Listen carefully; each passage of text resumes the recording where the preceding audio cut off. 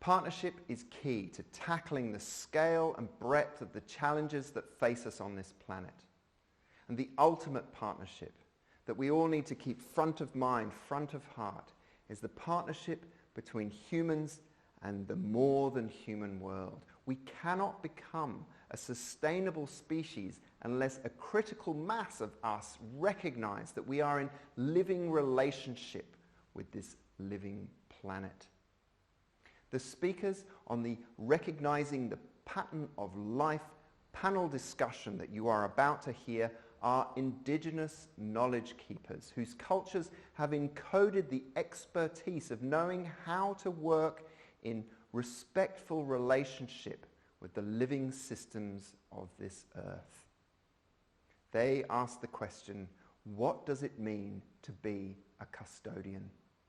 On the panel are Samantha Nyadbi Martin, an Aboriginal woman and descendant of the Jaru and Kija peoples of the North East Kimberley region of Western Australia. Samantha has travelled around the world with the Australian Embassy promoting the richness and diversities of her cultures, and has also made documentaries for National Geographic, the Discovery Channel, and here in Australia, National Indigenous TV, the ABC and SBS. Tyson Smith is an arts critic, an academic and a researcher. He is also a member of the Appalachia clan of far north Queensland. He carves traditional tools and weapons and also works as a senior lecturer in Indigenous knowledges at Deakin University in Melbourne. Te Puaho Kātene is a Fulbright scholar, Obama leader and Maori investment manager for New Zealand Trade and Enterprise, assisting Indigenous companies to raise capital for international growth and supporting Maori entities to deliver large greenfield projects that mobilise tribal assets and capital. The panel is chaired by Mirella Corvalanchi Gavidia, a Brazilian academic and community development consultant based in Australia. She has a background in law and a PhD in anthropology and social justice. And she has spent significant time living with and working with traditional communities in the Brazilian Amazon region over the past 15 years. Although she did not grow up with a cultural experience of indigeneity, Mirella has Indigenous ancestry from both Brazil and Venezuela. Hello, everyone. Good to be here with you today and to engage in this conversation. I am genuinely so excited about this chat that we're about to have today, and to listen to your stories and your views, and to hopefully build together a really rich understanding of what custodianship means, so then our audience can also learn and feel inspired by your words and our discussion as a group. I think it would be very nice to start with Sam sharing a little bit of her story. And so all the way from Jaru country, where I am right now, to Cairns. Hello everyone. Yes, my name is Samantha Martin, but I'm also Jaru and Nyadbi. I would like to pay my respects before I get started.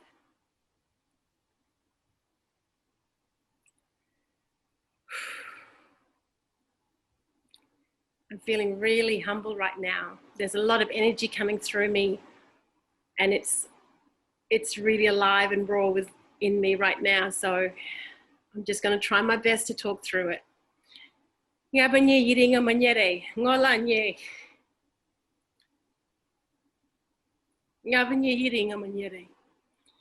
That's welcoming my ancestors to be present here and asking for permission to be here in this space. I think this is a really important topic, and I feel very humbled to be a part of this because I know my people have suffered, and we have only each other to blame, but also to look to help us get through this. and especially this next stage in the process of owning custodianships, owning our responsibilities of what we're doing here on this planet with Mother Earth. I come from a long line of traditional hunters-gatherers, song people, song women, traditional law keepers, dreamtime keepers. And for me, as a young custodian, this is an honor to be a part of this, seriously is. And I feel like I have to share the true rawness of what is coming through me. I do this for my ancestors. I do this for my culture because I love it so much. Custodianship to me is powerful beyond words. It's giving an initiation of acknowledgement that you have, or we all have, a responsibility for Mother Earth, and to allow the space of peace and humanity to work together. I come from one of the oldest living cultures on this planet, and we still practice traditional laws and traditional order. And one of the things that I feel so sad about is that we are losing our culture so rapidly because of everything else that is going on around me and around us. But I feel so humble and so blessed to be born into this country and into this culture as well. Thank you. Thanks, Sam. Thank you so much. So now I'm going to pass to Tyson. Tyson, would you like to share a little bit with us what comes to your mind when you think about custodianship? Well, look, I think it's just the diversity of different bioregions, all sort of interdependently connected together, expressing their own different parts of the story, but then connected on that continental common law, you know. And, you know, when you have all that diversity that's, you know, depending on each other, then you have the model for how things need to work at that local and global level. So, you know, our governance structures, they are in law that is in the land, and it's in the land and it's always talking to you. You know, in the most basic way, it's always telling you your limits, what things you can combine and what things you can't. There are repercussions and they happen in real time. There is no separation between nature and society, or nature and economy, or nature and us. We're in this ecological niche in each place. And so the land gives us our language, it gives us our accent, it gives us our ways of being, our culture, everything else, our ways of being together. And it's nice to be, you know, in a place here that's not really a place. We're connecting different places with people who are expressing themselves profoundly through the pattern of the bioregion that they're most in relation to. Thanks, Tyson. Thanks for sharing your perspectives on custodianships. And I really like the way you talk about listening to country and listening to nature as a way of being better custodians. And yes, as you said, we're going to come back to that as we start to unfold our discussion. So now we move from Australia all the way to New Zealand, where we have TiA representing the Maori people today. And so TiA, what comes to your mind?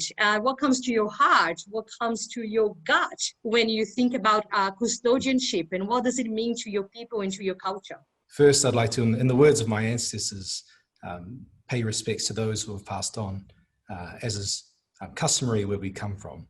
So, te tuatahi me hui taku mihi ki a rātou mā kua whetūrangi tia. Rātou kua nai o re atu ki ngā tau whareanga ngāko o rātou mā te wāhi ngaro, hoki atu ki a rātou. Āpiti hono tātou, te whakatīnanatanga o rātou moe moe a huri noa ki a tātou. We leave the realm of the spirits to the realm of the spirits, still carrying them with us at all times. And we who are left in the realm of the living, the embodiments of the dreams of those who have passed, we gather under the auspices of the event and of the purpose that brings us together today. I think it's important for us to maintain in these new mediums as well as in our old, these ways of expressing ourselves in our rituals of encounter, because that's the richness that we bring into these conversations. And when we speak of this idea, this custodianship, we have a word for it in Māoridom, where we talk about kaitiakitanga. So to be kaitiaki is to be guardians. And guardianship, this kaitiakitanga, is born from the shared genealogy that we have with the world around us. In our creation stories for Māori, our atua, our deities, they embody our surrounding world, and the denizens of the lands and the seas and the forests and the rivers, these are the descendants of those atua, just as we are. And so we can see that guardianship, this kaitiakitanga, this being a custodian, it's not an act of altruism, it's kin selection. We have obligations to our kin, and those obligations underpin our deep connection of the Māori people with our environment. We speak of our mountains, of our rivers, of our lands, of our ancestors, and we do not own these things. Rather, we belong to them. It is these landmarks and these features in our surrounding environment are as much a part of us as the blood flowing through our veins from our ancestors. And so while we consider this question around custodianship, it's important for us to acknowledge that it is a modern construction for mankind to always attempt to understand or control our reality by eliminating its complexity. I think humankind in general still has yet to contextualize its success or failure as a species within the well-being of our surroundings, of this thing we call te TiA, which is the environment that surrounds us and the living things that inhabit it. Thank you very much. I really like when you talk about this idea that being custodian, there's nothing to do with altruism. Because it's not something necessarily that you choose to do. It's something that you are just by existing in the world, right? Absolutely. We have to come back to our self-acknowledgement first and foremost, and where we come from and where we belong. And I think that's not just within my own culture. It's a global thing that we all have to acknowledge. The footsteps that came before us, like we want to always better and make so much progression in society that we forget that sometimes just leaving things alone is okay too. Our human bodies it's so intelligent, it can heal itself. Leave it alone. You know, we are the ones that cause the problems within our human existence, our human cells and molecules, that we make ourselves sick. And when we come to the next stage, and I think I'm hopscotching very quickly in regards to a lot of conversations here, but consumerism becomes the first blockage that we have to acknowledge, that first barrier. What does that mean for our culture and our old living existence? Yeah, that's beautiful, Sammy. Thank you. When you're talking about now consumerism, it actually makes me think about the Suradas, so the group of women in the Amazon, who also talk about this idea of consumerism and how that it's actually important for us to keep in mind when we think about custodianship. So bringing it back to the central topic that we're talking about today. So perhaps it would be interesting now to bring the voices of the Indigenous women now to have them to share a little bit of their view of what does it mean to be a better custodian. Como é que os não indígenas podem contribuir com os povos indígenas e com toda a população desse planeta? É cada vez mais você pensar no seu consumo. O que eu coloco para dentro do meu corpo é você saber de onde vem, se ele é um bom alimento, se ele está prejudicando também alguma população. A gente vive num mundo globalizado onde muitas das pessoas ainda não têm a consciência de que as coisas que elas usam no seu dia a dia, né, elas geram uma problemática para quem está nas bases, né, que somos nós, os povos indígenas, os povos originários. Então você pode também contribuir dando espaço para os povos indígenas cada vez mais estarem ocupando, falando da sua história, tendo a sua voz. So I think the last question then for today is based on what you guys discussed so far and the challenges of, you know, being an Indigenous custodian in a modern world and having to deal with the whole non-Indigenous agenda that's still focusing on growth and, you know, increasing capital and all that. what are your views when we think about ways of non-Indigenous people to become better custodians, considering the fact that we are all human beings living on this planet? To, set the scene here, I'm picking up on a theme coming through from everybody here, that there's a difference between complex and complicated. If you make interventions at the micro level, lots and lots of them, you're causing complications. And that's a complicated system, and that is not a self-organizing healing system. We tinker all these complicated systems. A complex system is dynamic, self-organizing, and it heals itself. Yeah. And so all in the same way that we don't treat a rash by looking at that rash and putting an ointment on it, and that's it, You don't treat it at the micro level, because that always has complications. You have to actually treat it at the macro level. It does less damage and it allows your body to heal itself, because you need to look at the entire body, and you need to look at your entire diet, the place where you're living, everything else. This is a bigger, and it goes out bigger and bigger at that macro level to public health and everything else. So that's where your attention needs to be, is on the whole rather than the parts. You need to have that perspective. So maybe we could frame the last bit like that. So what do you mean, for example, in terms of practical action then, of bringing this analogy to action? Okay, all right. So, I don't know, look at this bottle here. All right, so what's the problem with that? And what would be our practical action there? Do we start tweeting about it and put pressure on the company to, get rid of its culturally inappropriate business on the label? Or racist, or kind of, like sexualizing Black women? So if we keep looking at the parts, like, prejudice, or, ignorance, or, all this kind of thing, and we keep attacking every tiny expression of that, every word of that, we try and, we're basically trying to doctor things at that micro level. But you need to get more macro, and the bigger you look, the more you see that the problem on this world right now is that land is not land. Land is capital. And it makes up 2/3 of the capital in the world. And basically all the rest of the capital is coming from that land anyway. And so we have a financial system that's built on top of that, so that a very small minority of people can borrow against the capital of that land. And so the rest of us are excluded from that landscape. So we can't get the things we need from that. We have to get it from this tinkered, complicated system instead. That tinkered, complicated system needs to have at least half of the people in the world missing out on what they need.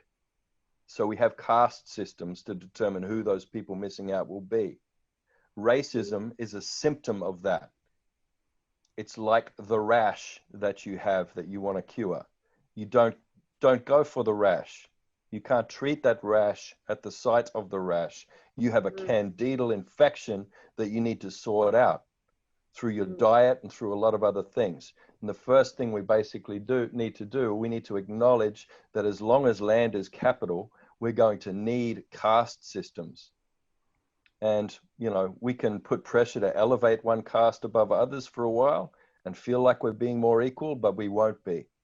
So basically every problem that you want to attack, every issue, look at the bigger issues.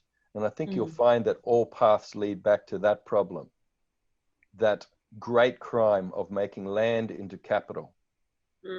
That's it. Everything comes from there. Yeah. So we need to find a way to get our land back. I mean, us as a species.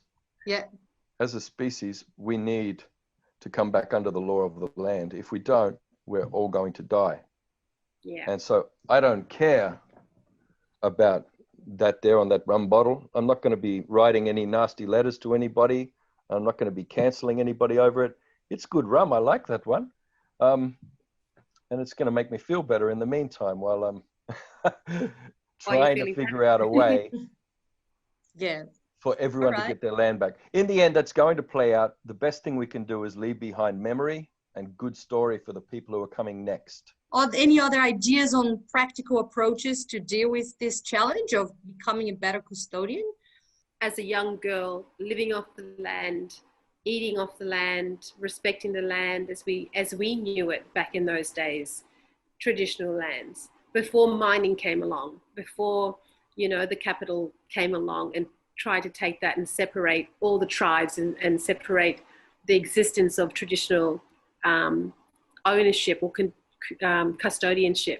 We were warriors, we were hunters, we didn't have the fats and the diseases that were introduced to us.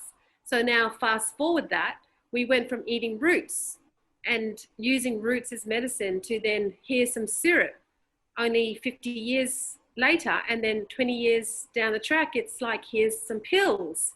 And now we're at that point in society going, well, hang on, here, take this route again. We've come full circle going, we've tried to modernize Western, traditional medicine to become Western, but now we've realized, well, hang on, these custodian people, these traditional people who, you know, lived off the lands and stuff, they are a little bit smart how we would, you know, cure gut health and stuff like that and mind health. But there is no separation in regards to, like we talked about, you know, healing a wound or a sore. There's only the mental, emotional, and the physical well-being, and there is no separation. And we have to look within ourselves to understand that that's where the healing will start. But if you don't know who you are, where you come from, then I think, and I would suggest, you need to go and find that.